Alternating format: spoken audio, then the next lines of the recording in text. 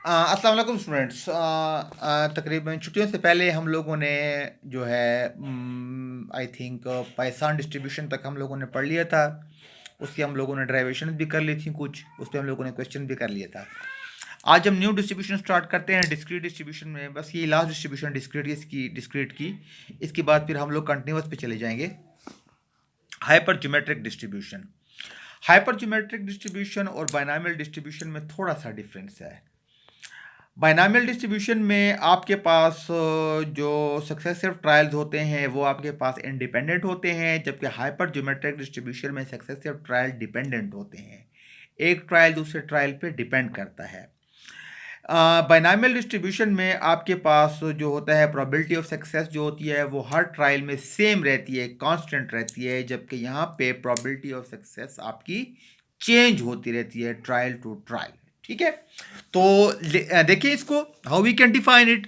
A discrete random variable x is said to be a hypergeometric distribution if it has the following function। अगर उसका ये function हो, probability x is equal to xi, k combination x multiply by n-k combination और n combination n। x की range क्या है? 0 1 2 3 up to n and k। x की range n तक भी जाएगी और x की रेंज आपकी k तक भी जाएगी। दोनों में से किसी एक पर भी जा सकती है या दोनों पर भी जा सकती है। ठीक है, अब इसमें x क्या है, n क्या है, ये जो कुछ भी है, n है आपके पास the number of the units in a population. Population के अंदर जितने हमारे पास यूनिट्स की तादाद होती है, टोटल पॉपुलेशन साइज होगी, वो हमारे पास n कहलाएगी। The number of the success, और k क्या है? The number of the success in a population.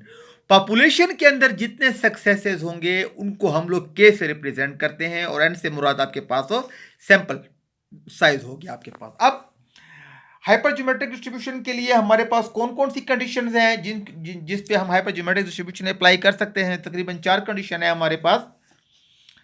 The outcome of the each trial में be classified into as success and failure. हमारे पास जो आउटकम होता है या हमारे पास सक्सेस होगा या हमारे पास फेलियर होगा। क्लियर हो गया? The probability of success changes on each trial. हमारे पास प्रोबेबिलिटी ऑफ सक्सेस जो होगा वो हर ट्रायल में चेंज होता रहेगा, सेम फिक्स नहीं रहेगा बाइनॉमियल की तरह। The successive trials are dependent. Binomial में चूंकि सक्सेसिव ट्रायल इंडिपेंडेंट होते हैं, यहां पर आपके सक्सेसिव ट्रायल डिपेंडेंट होते हैं। क्लियर हो गया? The experiment is repeated a fix number of the time. Experiment हमारे पास fix number of the time तक जाएगा। क्लियर? ठीक है, इसकी जो प्रॉपर्टीज है, इसकी प्रॉपर्टीज में सिर्फ हम और जो है हम लोग मीन और वेरिएंस इसका प्रूफ कर रहे हैं इसका। ठीक है, बाकी चूंकि क्वाइट डिफिकल्ट है तो उनको हम लोग जरा नहीं कर रहे। क्लियर हो गया?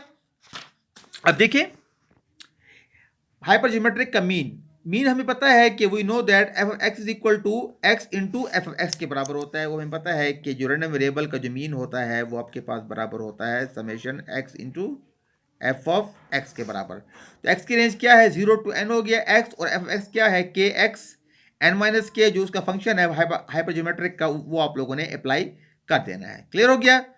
अब इसमें जो एक्स, इसको ओपन कर लें, K factorial divided by X factorial, K minus X factorial, N minus K, N minus X और एन सी एन। अब इसमें जिसमें एक्स इन्वॉल्व नहीं है वो कांस्टेंट हो जाएगा, उसको हम बिल्कुल समेशन से बाहर ले जाएंगे। 1 divided by N C N को हम बिल्कुल कम्बिनेशन से बाहर ले गए। क्लियर हो गया? तो क्या हो गया आपके पास हो, के को आपने ओपन कर ले, के को आपने ओपन कर लेना है के माइनस 1 टाइम तक।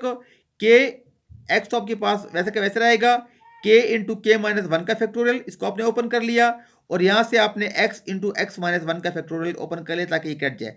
एक्स से एक्स आपके पास कैंसिल हो गया, और यहां पर आपके पास के माइनस एक्स का फैक्टोरियल बच गया, और एन मनफी के एन मनफी एक्स बच गया।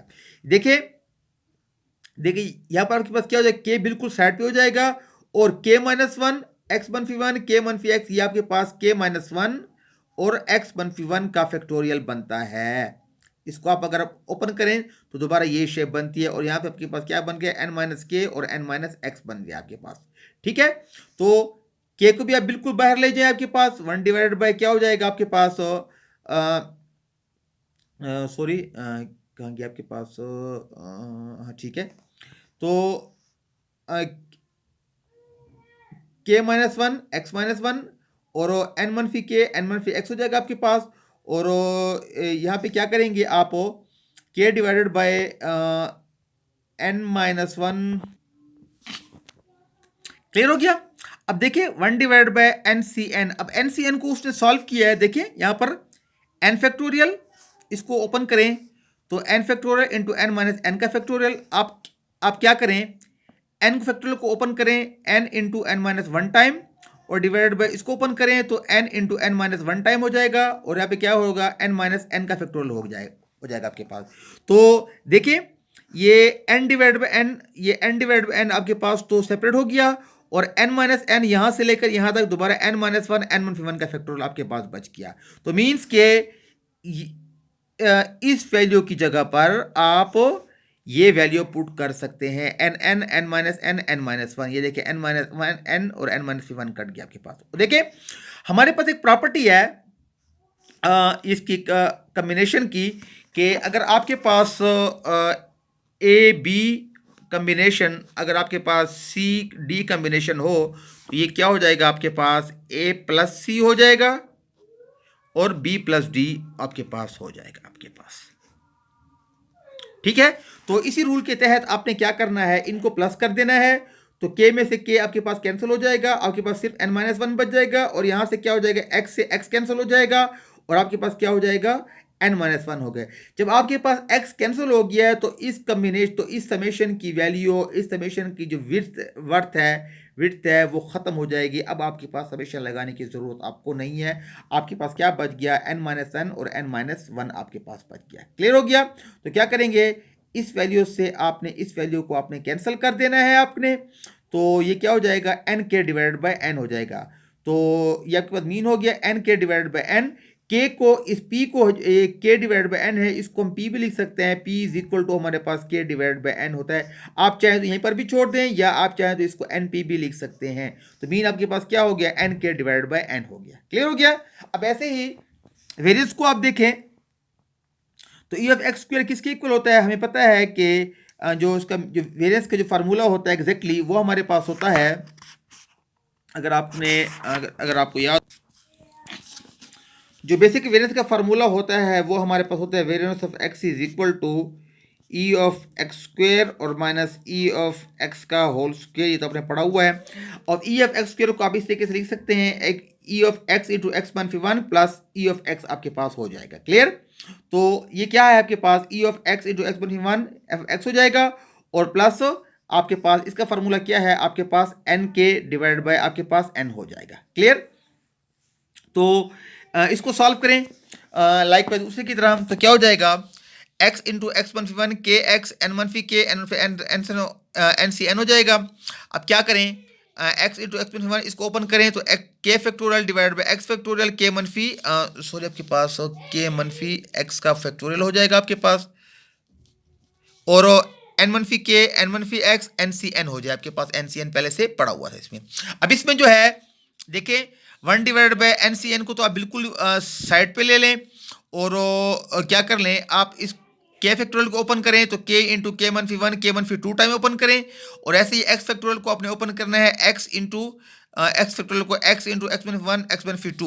तो एक्स इंटू एक्स मनफी वन से एक्स मनफी वन कैंसिल हो जाएगा आपके पास, और क्या बच गया आपके पास, के minus one, K into K minus one बच गया, और यहां से लेकर यहां तक दोबारा कॉम्बिनेशन बन गया के मनफी टू एन मनफी के और एन मनफी एक्स आपके पास बच जाएगा। क्लियर हो गया।